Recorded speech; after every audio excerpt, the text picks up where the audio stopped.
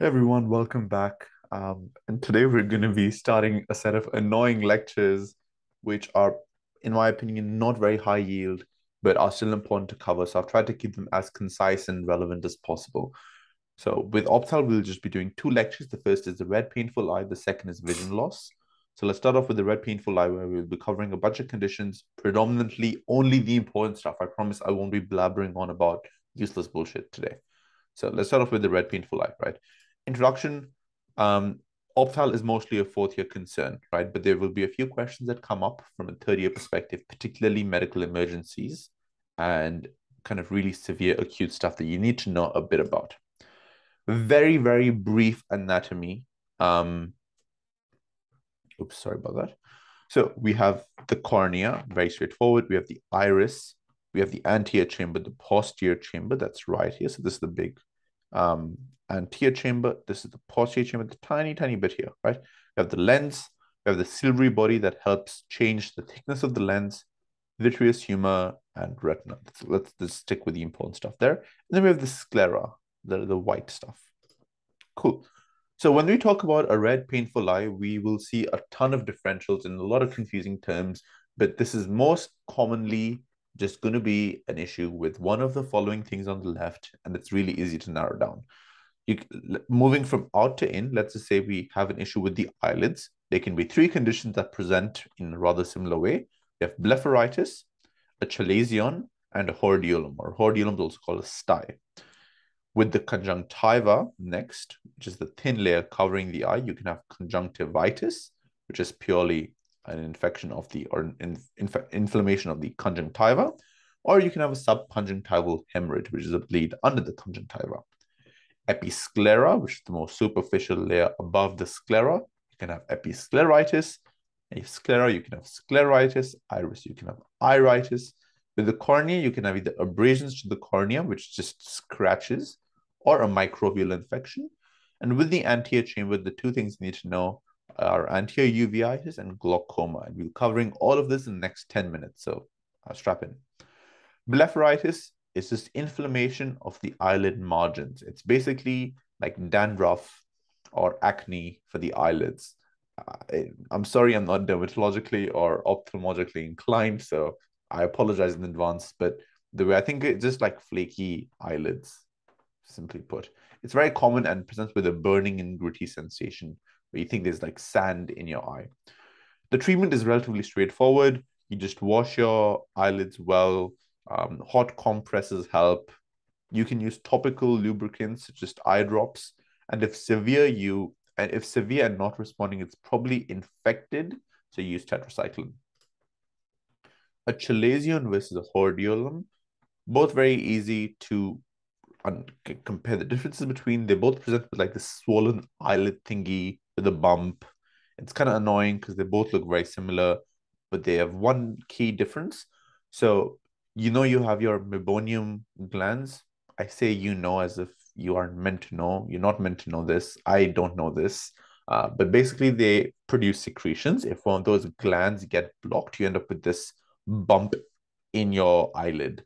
And it's like pretty high up. Like it's not at the very edge. It's like high up here. That's a chalazion. It's within the eyelid. It's painless, right? A hordeolum is an infected abscess at the very tip of the eyelid, at the base of the eyelash. It's usually to Staph aureus. As you can imagine, it's going to be more painful. Treatment, pretty similar. Like it's supportive, hot compress, massage, good eyelid hygiene, but just know the differences. So if it's in the eyelid, like up top, chalazion. If it's at the tip, hordeolum. If it's painless, chalazion. If it's painful, hordeolum. Or hordeolum is also called a sty. Conjunctivitis, as I'm sure you know, can be viral, bacterial, allergic. The key differences between the three. One, the most common type you'd see is viral conjunctivitis. It mostly starts with one eye, it then gets infected, spreads to the other. Allergic usually just starts bilaterally both because you're allergic, you're going to be allergic in both eyes. Bacterial is mostly unilateral. In terms of how it looks, right? Viral and allergic look very similar to me because they're both very teary, watery. It's not really kind of mucky looking. It's just wet. What is quite like differences between viral and allergic, because I think those are the hard ones to distinguish between. One, allergic would obviously have like this hay fever, atopic presentation, seasonal, you're sneezing, you're itching. So you treat it with topical antihistamines. Versus viral, you mostly have like a pre-existing viral illness, cough, cold, something, and you can often get pre-auricular lymphadenopathy, and that's very specific for viral conjunctivitis. In terms of bacterial, it's pretty easy to spot, like it's yucky looking, stuck eyelids when you wake up in the morning, purulent discharge, and you treat it with antibiotic eye drops. So topical chloramphenicol is your go-to. Subconjunctival hemorrhage, it looks very, I also love how pixelated this image is. I'm so sorry. It didn't look this pixelated before I actually did this. It looks very bad. It looks very scary, but it's not dangerous and resolves spontaneously. What happens is you just burst a vessel that's most commonly due to straining or coughing. So the exam question we got in third year was this woman was constipated for ages, and then one morning she just noticed this redness in her eye, and all our enthusiastic BPT gunners were like, oh, she has some gastrointestinal condition that's somehow manifested in like a anterior uveitis. No, it was just that she was constipated. She was just straining a lot, and that caused a blood vessel to burst. It is resolved. It resolves completely on its own. Don't do anything. Just wait 2 or 3 weeks. Episcleritis versus scleritis is again one of the very high yield topics that is most likely to come up. Episcleritis, more superficial, scleritis, deep. We already know which one's affected. So episclera versus sclera. One is idiopathic and benign. One is more pathological. I think it also, one looks benign, one just looks scary. In terms of the vision, vision's not affected with this one, it's affected with this one. Again, no one's surprised here, really. In terms of treatment, as you can imagine, because this is idiopathic benign, it's mostly supportive. If it gets really bad, you can give them eye drops. Fun fact, I get flare-ups of episcleritis every now and then if I'm too stressed, which is always, and they are usually meant to be harmless, or so I'm told. Scleritis, on the other hand, you want to manage it quite aggressively. It's one of those like medical red flags. So systemic steroid therapy, NSAIDs, and topical antibiotics. So you go really heavy with your management. So if in most cases you can distinguish the two based on what we've already talked about, but one thing you can do that's really, really helpful is a test with phenylepinephrine. So it's just a form of adrenaline. And as you can imagine, when you put that eye drop on a patient's eye, as you can see, these injected vessels, right, will, like any vessel, when it comes in contact with adrenaline or phenylepinephrine, should constrict, right? If you put phenylepinephrine eye drops on someone with episcleritis, the vessels actually constrict and you get vessel blanching, or they turn pale. That is because the episclera is higher than the sclera, versus you don't see vessel blanching with phenylepinephrine in scleritis because these inflamed vessels are actually below the episclera, right? Because it's scleritis, it's below the episclera, it's in the sclera. I keep saying sclera too many times. And so you don't see vessel blanching with phenylepinephrine because it doesn't actually get it in, like it's not in contact with the vessels. The vessels are deeper. Hope that made sense. Next, we have photokeratitis, which is basically a sunburn of the cornea due to UV radiation. So it can be often due to arc welding. And the other thing is it can happen with snow. Why? Because the white of the snow can be reflective of the UV radiation from the sun, cause a similar thing. It's called snow blindness.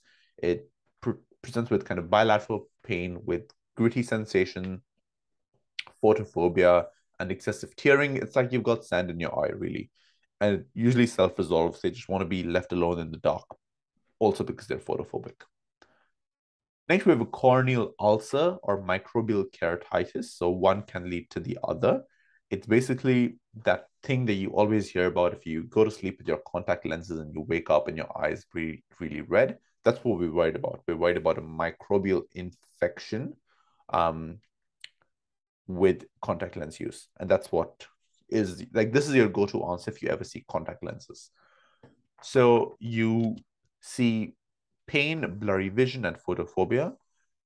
What you do see, however, which is interesting, so the palpebral conjunctiva, so the part that's right next to this. So you see how everything's nice and red except this one kind of sliver that's kind of near the iris that's kind of spared. Somehow seen in keratitis. I tried looking up why that is the case, could not tell you, doesn't matter. You're treated with intensive topical antibiotics because it's a microbial infection. And if you don't treat it, it can lead to corneal ulcers, where you basically have abrasions and ulcers in the cornea, and that can lead to permanent scarring. Anterior uveitis often looks quite similar to microbial keratitis. Anterior uveitis is just an inflammation of the anterior chamber, the iris, and the ciliary body. You will most commonly see this being the answer for all of those seronegative spondyloarthropathies, anything that's associated with HLA-B27. So your angst your autoimmune conditions, when you have a concurrent eye involvement, so IBD stuff, your primary biliary sclerosis, primary sclerosis and cholangitis, eye involvement, think anterior uveitis. Again, it's painful, reduced visual acuity, but unlike microbial keratitis, where you have sparing of this area, with anterior uveitis, you actually have this thing called a limbal flush, where you see most of the redness is around the iris, right? It's circumciliary. What you also see is this unique, very interesting thing where you have an irregularly shaped iris.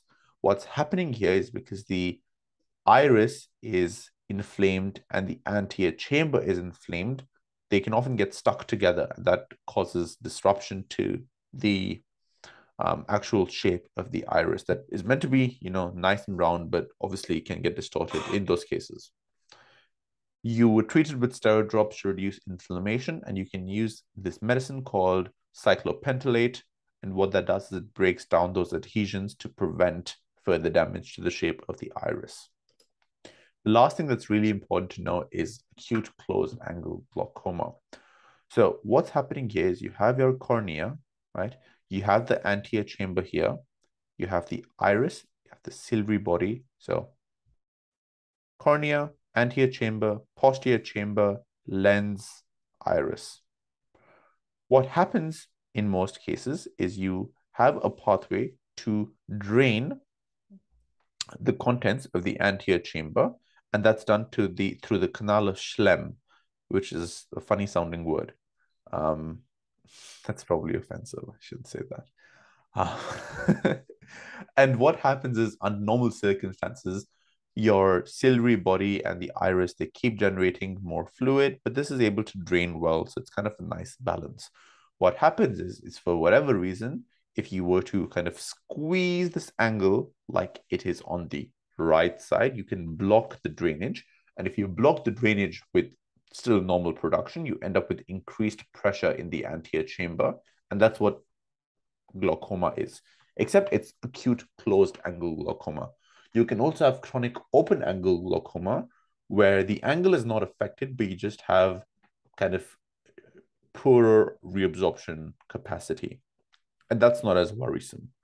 So why does this happen in the first place? So you can have anatomical differences in the structure of the anterior chamber. So if your anterior chamber is naturally shallow, that can be one thing.